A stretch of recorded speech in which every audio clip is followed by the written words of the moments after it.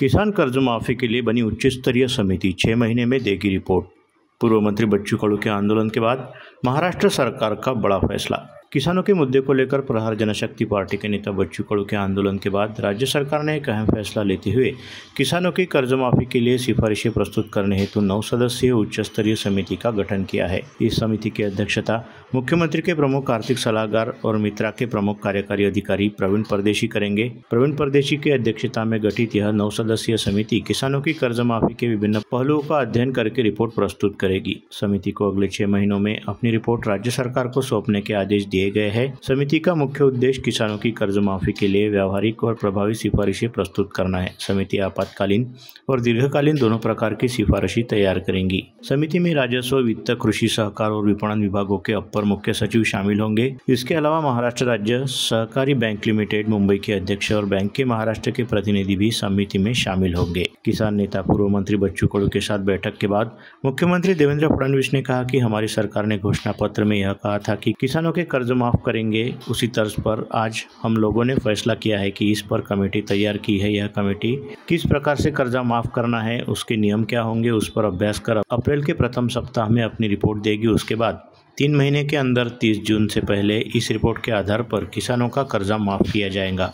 कर्जमाफी कशी करायची, दीर्घकालीन उपाययोजना काय करायच्या, अशा सगळ्या गोष्टींचा निर्णय केला होता। कारण कर्जमाफी हा एक भाग आहे, पण शेतकरी वारंवार कर्जाच्या विळख्यात अडकतो आणि म्हणून त्यांना आपण बाहेर कसं काढू शकतो अशा प्रकारचा सगळा विचार व्हावा अशा प्रकारची अपेक्षा होती। त्या दृष्टीने आम्ही जे मित्राचे चेअरमन आहेत प्रवीण परदेशी यांच्या अध्यक्षतेखाली एक समिती तयार केलेली आहे। ही समिती कर्जमाफीच्या संदर्भात कशा पद्धतीने ती करता येईल, त्याचे निकष काय असतील, भविष्यात शेतकऱ्यांना आपल्याला कर्जाच्या विळख्यातून बाहेर कसं ठेवता येईल किंवा थकीत कर्जात तो जाणार नाही याकरता काय उपाययोजना करता येतील, या सगळ्या बाबींवर निर्णय करेल। त्या संदर्भात आम्ही असा निर्णय आज केला आहे की एप्रिल महिन्याच्या पहिल्या आठवड्यात या कमिटीने आपलं कामकाज पूर्ण करावं आणि आम्हाला कर्जमाफी कशी करायची, त्याचे काय निकष ठरवायचे या संदर्भातला एक अहवाल द्यावा आणि या अहवालावर कर्जमाफीच्या संदर्भातला जो निर्णय आम्हाला करायचा आहे तो 3 महिन्यात म्हणजे 30 जून 2026 पूर्वी करण्याचा आम्ही निर्णय केलेला आहे। त्यामुळे आता सगळे टप्पे आम्ही या ठिकाणी ठरवलेले आहेत। सगळ्या नेत्यांशी आमची चर्चा झाली, अतिशय सकारात्मक चर्चा झाली। त्या चर्चेमध्ये त्यांनी देखील याला मान्यता दिलेली आहे। आम्ही त्यांना समजावून सांगितलं की आम्ही पहिल्या दिवशीपासून कर्जमाफीच्या बाजूचे आहोत, आम्ही दिलेलं आश्वासन पाळू हेच सांगितलेलं आहे। पण आता लगेच शेतकऱ्यांना त्यांच्या खात्यात पैसे देणं गरजेचं आहे। कर्जाची वसुली जून महिन्यात होणार आहे आणि आता जर आपण शेतकऱ्यांच्या खात्यामध्ये पैसे दिले नाहीत तर शेतकरी रबीचा पेरा देखील करू शकत नाही आणि म्हणून पहिल्यांदा तात्काळ शेतकऱ्यांना जे त्यांच्या खात्यात पैसे दिले पाहिजे त्याची सगळी तरतूद आम्ही केलेली आहे आणि ते पैसे आता शेतकऱ्यांच्या खात्यामध्ये जाणं सुरू झालेलं आहे। जवळपास आज आम्ही अंदाज घेतला तर जवळपास 8,500 कोटी रुपये रिलीज झाले आहेत। त्यातले 6,000 कोटी प्रत्यक्ष खात्यामध्ये गेले आहेत आणि पुढच्या 2 दिवसात उरलेले पैसे जाणार आहेत। अजून 11,000 कोटी रुपये हे काल आम्ही जे कॅबिनेटला परवा मान्य केले तेही आता येत्या 2 ते 3 दिवसात रिलीज होणार आहेत आणि तेही शेतकऱ्यांच्या खात्यामध्ये जातील आणि अजून 1,500 कोटीची आम्ही प्रोव्हिजन केलेली आहे। त्यामुळे आता शेतकऱ्यांच्या खात्यामध्ये पैसे जाणं हे महत्वाचं आहे, ते आम्ही जाणं सुरू केलेलं आहे आणि माझा अंदाज आहे की पुढच्या 15 ते 20 दिवसात 90% शेतकऱ्यांच्या खात्यात हे पैसे पोहोचून जातील। 10% कदाचित अनेक वेळा आम्हाला अनुभव खात्याच्या अडचणी असतात, त्या जाऊन सोडवाव्या लागतात, मल्टिपल खाती असतात, अशा प्रकारच्या गोष्टी असतात। त्यामुळे तेही आम्ही त्यांचेही जे बाकी 10% आहेत त्यांचेही आम्ही त्या ठिकाणी पूर्ण करू आणि फॉर्च्युनेटली याला कुठली आचारसंहिता नसते, त्यामुळे आचारसंहिता लागली तरी ही मदत त्यांच्या खात्यामध्ये जाऊ शकते। त्यामुळे आम्ही त्यांना समजावून सांगितलं की पहिल्यांदा ही मदत देणं हे महत्वाचं आहे, त्यामुळे ती मदत आम्ही देऊ आणि मग ही जी काही कमिटी आम्ही केलेली आहे या कमिटीचा रिपोर्ट घेऊन त्याच्या आधारावर आम्ही ही कर्जमाफी करू आणि त्याला त्यांनीही सकारात्मक अशा प्रकारची भूमिका त्याच्यावर घेतलेली आहे।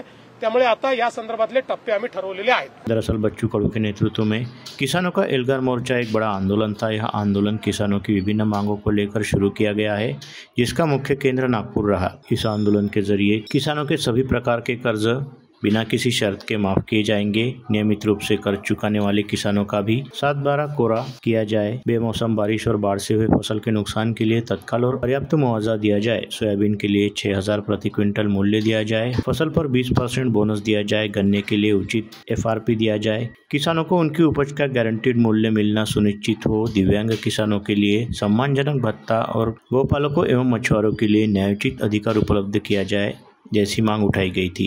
इन सभी मांगों के लिए पूर्व मंत्री बच्चू कडू के नेतृत्व में यह आंदोलन नागपुर हैदराबाद राष्ट्रीय महामार्ग और अन्य प्रमुख मार्गों को अवरुद्ध करके किया गया, जिससे बड़े पैमाने पर यातायात बाधित हुआ। आंदोलनकारियों ने सरकार के मंत्रियों को बातचीत के लिए नागपुर आने के लिए कहा। शुरुआत में मुंबई जाने से इनकार कर दिया था, हालांकि बाद में पूर्व मंत्री बच्चू कडू ने इस पर रजामंदी दिखाते हुए गत रोज दोपहर बाद अपने कुछ चुनिंदा समर्थकों के साथ वह मुंबई रवाना हुए, जहां पर उनकी मुख्यमंत्री देवेंद्र फडणवीस सहित दोनों उप मुख्यमंत्री व कैबिनेट मंत्रियों के साथ बैठक हुई। इस बैठक में हुई चर्चा के बाद सरकार ने कर्जमाफी के लिए समिति गठित करने और 30 जून 2026 से पहले इस बारे में निर्णय लेने का फैसला किया, जिसे लेकर सरकारी अध्यादेश भी जारी किया गया है।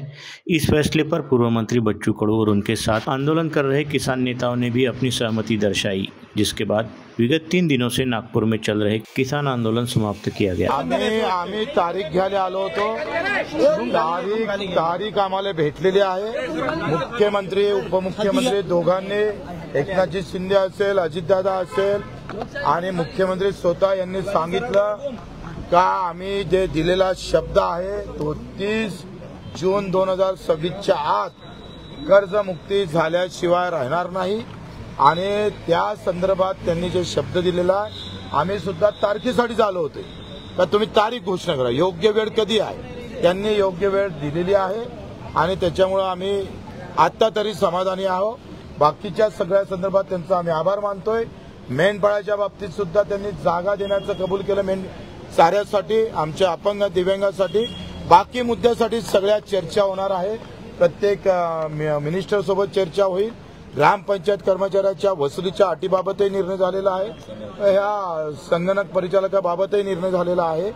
बाकी अधिक विषय मला वाटतं आमचे सगळे नेते मंडळी आंदोलन मागे घेणार का? आता आंदोलन मागे घेणार का? आता हे बाकी नेते मंडळीला विचार। तुम्ही आंदोलनाचे नेते, तुम्ही नेते आहात, आंदोलन तुमच्या हातीवर सर्व बरोबर आहे, पण मी नेता असलं तर याच्याशिवाय झालं नसतं होते। तुम्ही म्हणाला की श्रीमंत जे सदन शेतकरी आहेत त्यांना कर्जमाफी देऊन द्या किंवा आता मला कर्जमाफीची गरज नाही आहे। बच्चू कडू म्हणून मला 70,000 रुपये मानधन भेटतं, मी कसं कर्जमाफी घेऊ? काय गरज मला लक्षात घ्या।